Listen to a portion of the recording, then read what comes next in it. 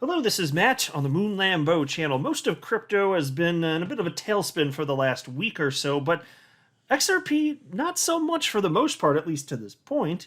And crypto media outlets have been taking note. In fact, here are a few headlines. There's this from you today. XRP triples funds inflows in 1 week, remains strong despite bear market. Here's another one from the Crypto Basic. They're highlighting that XRP, along with a number of other cryptocurrencies, are having a notable spike in interest on social media, despite the fact that that's not true for almost any of them. And then there was also this from you today. XRP closes last week's top 3 profitable assets with 9% surge in price. And I love seeing this, because behind all of this, with a little black cloud hanging over XRP and everybody that holds XRP globally, the SEC v. Ripple case, yet still we are seeing this. It's interesting stuff. Now, I do want to highlight this too, and this is not intended to scare anybody. Not that I think that you listening to my channel would be easily scared anyway, because I don't think you're like the typical retail speculators out there. But check out this from Cointelegraph. Goldman Sachs bearish macro outlook puts Bitcoin at risk of crashing to $12,000. So look, I'll just tell you a couple things. When I see a headline like that, it's Goldman Sachs warning that things might get much worse. It makes me think that the bottom isn't. It makes me think more likely than not, they're, because think historically, look, I've been in crypto almost 5 years at this point. And it's just when they say good things versus bad things about crypto, if you look at when they do it, it's highly suspect. Like a lot of these big firms, they'll say positive stuff when the markets are in euphoria. Yes, that's right. Everybody keep buying. Be our exit liquidity, please. Yes. And then as things have already bottomed out, or at least close to it, you get stuff like this. So look, when it comes to crypto price action, my attitude is generally never say never. In terms of will Bitcoin go to 12,000? I don't know. Is it probable? No. Could it happen? Fine. Yeah. But I will tell you, let me tell you this right now, before we even get into the rest of the content of this latest Moon Lambeau hot jam. If the market is stupid enough to give us $12,000 Bitcoin, then that altcoins would be tanking at least as horrifically, right? Well, I'll tell you what, if that happens, I will take full advantage of the situation and buy every damn thing that I can, in particular altcoins. I'll believe that. That is exactly what will happen. If the market is stupid enough to give me that opportunity, back up the truck. I'm going to load it up. But before going further, I do want to be clear. I do not have a financial background of any kind. I'm not offering financial advice, and you definitely should not buy or sell anything because of anything I say or write. I'm just an enthusiast who enjoys making YouTube videos about crypto-related topics, but just as a hobby and just for fun. As I record this, XRP at 38 cents. Bitcoin, $19,407. Market cap for the asset class, $960 billion, and Bitcoin dominance at 38.72%. And you got the Crypto Fear and Greed Index at 23 out of 100. So market participants, not going to surprise you, and extreme fear. Now, when we get to that that article from Cointelegraph about Goldman Sachs and the possibility of Bitcoin going down to $12,000, which does mean XRP would tank too, but I don't care. It wouldn't matter. But we're going to circle back around because I'm going to show you some stuff that's been happening in terms of the Bitcoin chart. But first, I just wanted to quickly run through this. Again, from you today, a positive headline. XRP triples funds inflows in 1 week. Remains strong despite bear market. But wasn't XRP supposed to be to zero by now? I mean, it's been getting sued into oblivion for over a year and a half now. I thought it was supposed to be to zero and out of the top 10 and all that jazz. What's going on here? Despite poor funds flows into crypto-oriented products, XRP has seen a 3-fold increase in inflows, coin shares reported. While the week before last saw a fund inflow of $100,000 in XRP-focused crypto products, this time it was already $300,000. So look, I'll pause. I'm not saying that's crazy money, but over the last week, markets have tanked. And the fact that that much more went into XRP in terms of a percentage increase over that time period while XRP is being sued into oblivion, I just find that to be endlessly fascinating. And we are talking about investment firms like crypto hedge funds and the like. Pretty crazy, huh? Piece continues. XRP remains one of the few cryptocurrency products that has continued to attract funds for the past 6 weeks. Despite negative market dynamics and the ongoing SEC v. Ripple litigation, with regulators' plans to have XRP recognized as a security, the project continues to stay afloat. Yeah, and look, even if things go horribly wrong in the United States, the rest of the world has made it clear they just don't give a damn. No, I mean it. Like, in terms of, fine, so XRP's price would probably tank in the short term, but and that's an if that, I don't think that's going to happen, but if that happens still, it's plugged into on-demand liquidity. That's a use case that just keeps growing, and there are obviously many other use cases. So I'm just saying, like, even the worst there happens, fine. Ripple leaves the United States, and you'll have no corridor touch the United States, but every other country on the planet's going to be connected, utilizing XRP as a bridge currency. Just saying. And then there was this from the Crypto Basics. Shiba Inu, Ripple, Cardano, and Ethereum social interest spike despite collapse. Despite the plunge in cryptocurrency prices over the weekend, certain digital currencies have recorded massive spikes in social engagement in the past few days, and leading cryptocurrency on-chain and social metrics platform Sentiment has shared interesting stats about the top crypto assets with good social engagements. And so included in this would be XRP, Cardano, Shiba Inu, Ethereum, Polygon. And while these cryptocurrencies have been highly mentioned across various social media platforms, including Twitter and Facebook, other digital currencies have seen lower engagements. So again, it never ceases to amaze me. Like, seriously, if you take a look at the top 10 cryptos by market cap, here, I'll put it on your screen for just a second. Ignore the stable coins, because how many are there? 4 stable coins in the top 10? So let's see, 1, 2, yeah, there are. There are 4 stable coins in the top 10. And 3 of them have a higher market cap than XRP. So despite all this craziness, XRP, if not for the stablecoins being in this list, which I think it's silly to have them listed by default, but that's a whole different conversation, XRP would actually be number 4 in market cap today. The only 3 coins on the planet that would be ranked higher would be the Binance coin, BNB, Ethereum, and Bitcoin. That's it, despite all of this. And that's why it's interesting, and I've said this before, I haven't mentioned it in a long time, but I mean, obviously, yes, the market moves in tandem, but XRP, there's a reason with over 20,000 coins in existence. It's not like the top 10 coins are constantly, every single day, different. No. There are some that stick around for periods of time. There are also 3 that have always been in the top 10 cryptos by market cap, and that's Bitcoin, ETH, and XRP. Those are the only 3 in existence to have always been in the top 10. That's insane.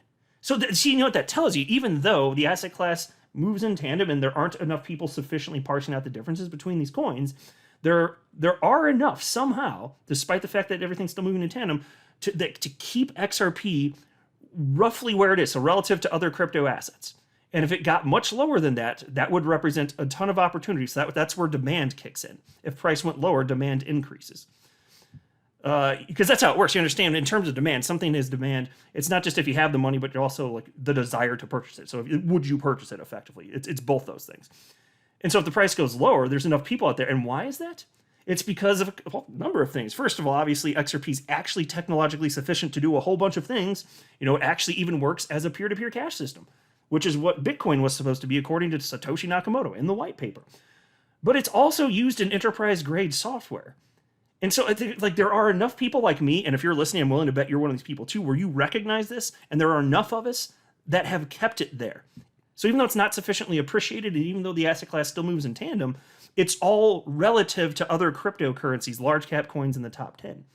It's just fascinating to see how the humans are behaving. Right? I mean, I know the humans. Well, fine, we're humans. I'm not human. I'm an XRP bot. Beep, boop, beep, but you're a human listening to this. So it's just interesting how everybody behaves, though.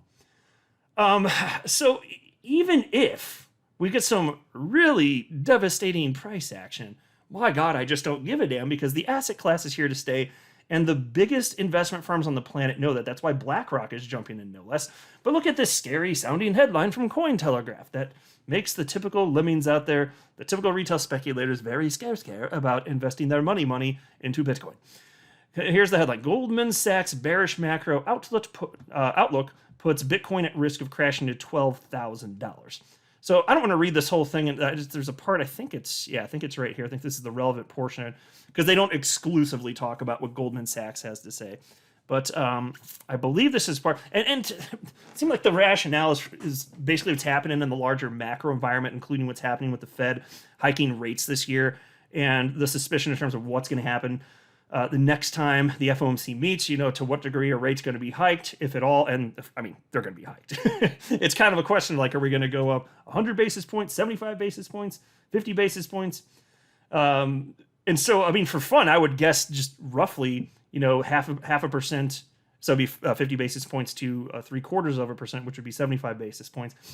Probably one of those, based on what's been stated here. I mean, and in fact, I was reading a chart analyst, I think it was Income Sharks. I don't have it pulled up for this video, but he was talking about how, based on what Fed Chair Jerome Powell has been stating publicly, getting people to believe that we're probably going to be at this level. I mean, not that we would necessarily jump up to a 1% increase in terms of rate hikes, but even just at 0.75%.